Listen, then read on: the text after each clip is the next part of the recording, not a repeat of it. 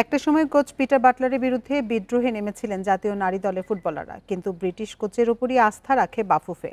সেই বাটলারের অধীনেই ইতিহাস গড়ল বাংলাদেশ। কোচ ও ফুটবলারদের প্রশংসায় ভাসালেন সাবেক অধিনায়ক জাহিদ হাসান এমিলি। ব্যাপারটা আত্মসম্মানের। জানুয়ারিতে কান্নায় ভেঙে পড়েছিলেন জাতীয় দলের তারকা ফুটবলাররা। এরপর পুরো দেশ হলো দুই ভাগে বিভক্ত। খেলোয়াড়দের পক্ষে ছিলেন অনেকেই, কোচ পিটার বাটলারকে বরখাস্তের দাবিও তোলেন কেউ কেউ। কিন্তু ব্রিটিশ কোচের ওপরই আস্থা রাখে বাফুফে। প্রথমবার নারী এশিয়ান কাপের চূড়ান্ত পর্বে বাংলাদেশ, কোচ পিটার বাটলার যেন আস্থার প্রতিদান দিলেন।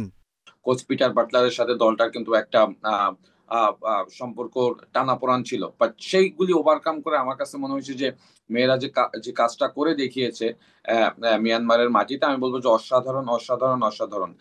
বিদ্রোহ করা 18 জন ফুটবলারের সঙ্গে বাফুফের দফায় দফায় আলোচনা, কিন্তু অনেক সিনিয়রকেই ফেরানো যায়নি, যাদের মধ্যে উল্লেখযোগ্য সাবিনা, কৃষ্ণা, সঞ্জিদা, মাসুরা আর সুমাইয়া। তবে ঋতুপর্ণা, মারিয়ামান্দা, মনিকা, শামসুন্নাহার সিনিয়র, রূপনার মতো তারকা আবারও বাটলারের অধীনে খেলতে সম্মত হন। দলে ফেরে শৃঙ্খলা, শেষ পর্যন্ত সাফল্য। আরও একবার প্রমাণ হলো ফুটবলটা কোচেরই খেলা।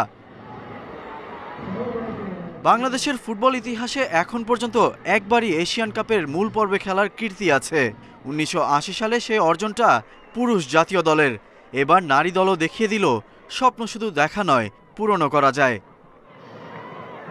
Ghalib Hasan, independent news.